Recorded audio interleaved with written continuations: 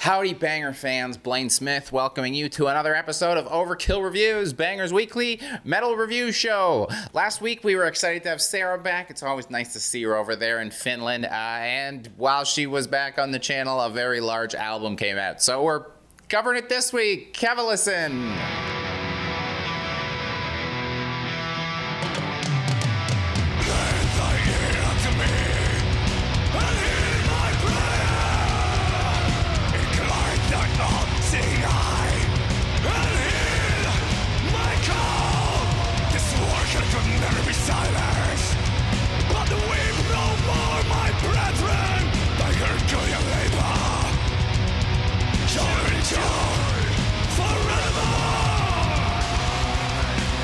Yes, one of the biggest is back. Behemoth released their new album, Opus Contra Naturam, last week on Nuclear Blast Records.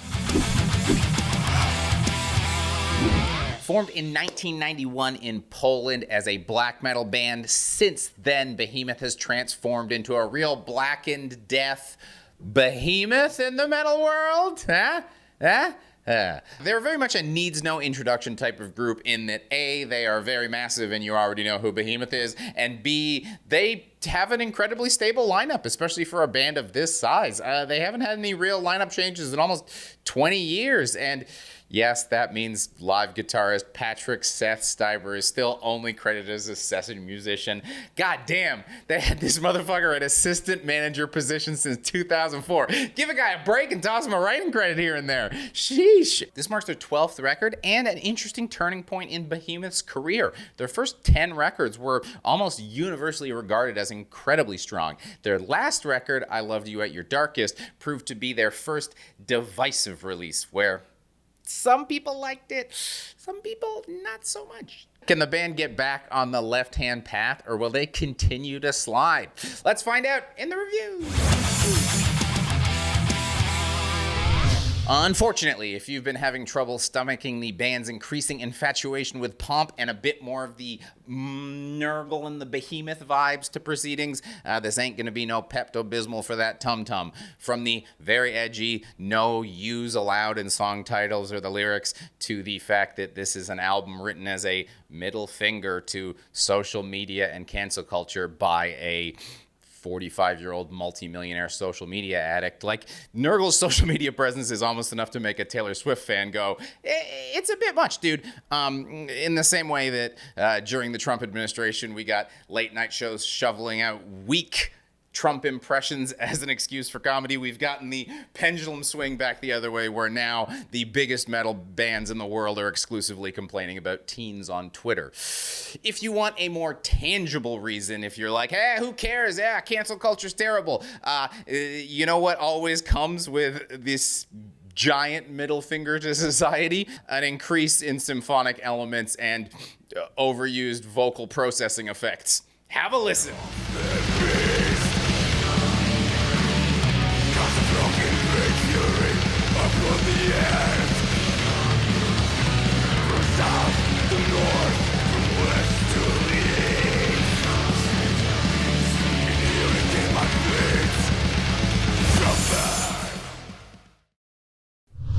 The reason this is frustrating is because Behemoth built themselves on being this strong, aggressive band, and when they do decide to unleash it, they still can. In the middle of the record, you get two songs, Neo-Spartacus and Disinheritance, and that's exactly what I want out of Behemoth. They're able to bring a level of black and death evil that's normally out of the grasp of these, big-time open-air headline billboard marquee acts. Both tracks are fast and powerful and mostly untainted by the digital moments that the album increasingly relies on. And they actually feature Nurgle going ham on guitar. Neo-Spartacus especially faked me out with what I thought was a lazy guitar solo into this absolutely great 20 minutes of guitar action.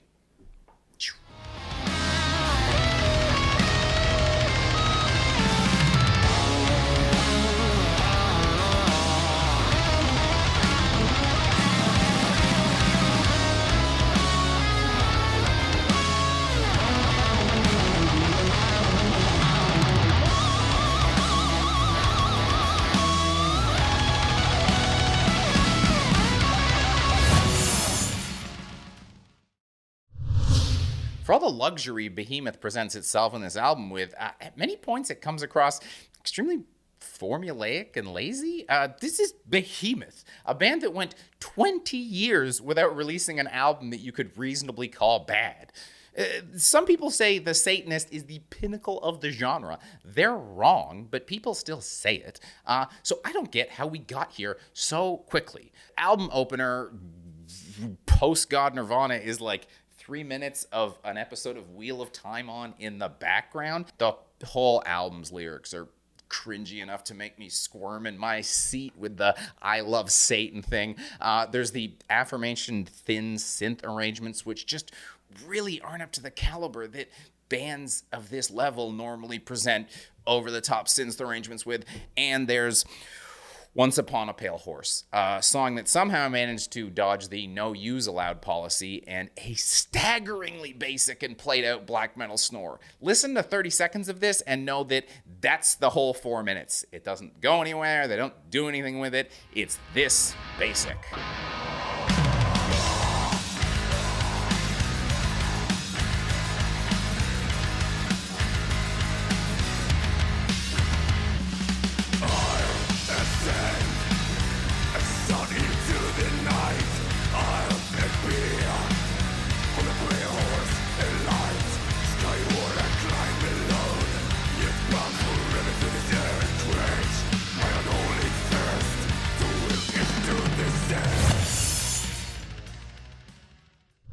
Boy, these are some spicy opinions so far. And if you like spicy opinions, why not head over to twitch.tv/bangertv. We talk, we argue, we bring you all things metal. Lockhorns is back there. We're doing Shredders live. I do a Overkill Global Roulette where we pick a random country and dive into genres. There's something for everyone, as long as you like metal, which I assume you do if you're here. Come on over. I will credit Behemoth, as always, with not really ever tipping over into excess, though. They're 12 albums in, and they've still barely ever been north of the 45-minute mark. And outside of semi-staple grand album closer, the songs are all in the 4-minute zone, and that's mostly actual music too. There's no big grandiose intros or outros to song. If they do an intro, it's generally pretty short. And yeah, I mean, as much as stuff bothers me, at least they're still just bringing music to the table, which I still can't believe. I just wish that restraint extended to the aforementioned symphonic nonsense. While Behemoth is really starting to feel like the Nurgle show due to the man's Kardashian-like obsession with seeing his name in the headlines, he is incredibly lucky to have Inferno and Orion backing him up because they are absolute units. They're always delivering a world-class performance, even if it's material that I'm starting to find a little more boring. Inferno has a fantastic ability to be constantly moving and absolutely pummeling his kit, yet somehow it never overwhelms the music the way active drummers frequently do. On the flip side, Orion's bass is frequently jamming its way into the party, refusing to fade into the background, and he's the one guy that keeps me entertained during the more boring sections that are slower on the album. And yes, a shout out to Seth, because if you've seen Behemoth live, you know he really brings it too. Give this guy writing credit. I'm pulling for you, man. Well, that was pretty harsh. Yikes. I know it seems like I have an axe to grind here with Behemoth, and especially with Nurgle, but all I am doing is judging Behemoth by the genre standards that Behemoth set. I mean, this is a band who spent the majority of their lives, not their careers, their lives on this earth being bulletproof. Just an absolute lock for delivering top shelf album after top shelf album. And music and taste is subjective. I know that. If you like this album, that's fine. I don't care. But if you're going to try and tell me anything on this album can stand with the best of Behemoth, I'm going to tell you you're dumb. This is Behemoth looking firmly mortal. And the weird thing is, it's not because of some stylistic shift or some urge to be more accessible, because the core of Behemoth is still there when they decide to turn it on. It just feels like the band took the foot off the gas for, I don't know why.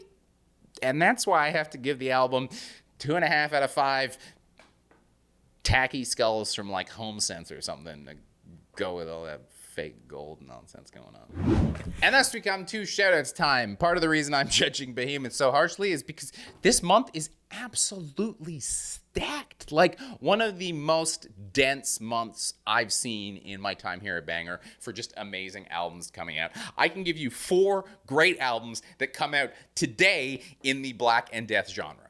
That's crazy.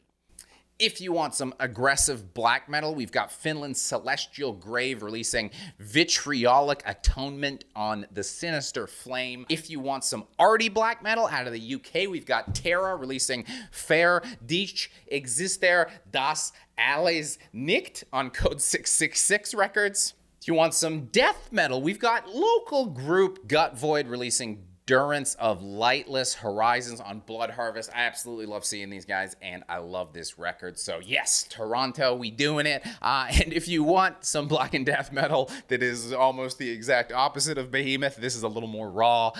It's coming out of Germany. It's called Hadopelagical, I don't know, man. Neridian Seismic Ends on Van Records. There's links down below. I can't pronounce this shit. I'm an idiot. Yeah, so that's been me. As always, like, comment, subscribe. I'll get down there with you. I'm sure this one's going to be heated. I know we got some big Behemoth fans. I know we got some big Behemoth haters. So let's start throwing some bows in that comment section. What do you say? That's been my time. Thanks for coming out. Hope to see you again soon.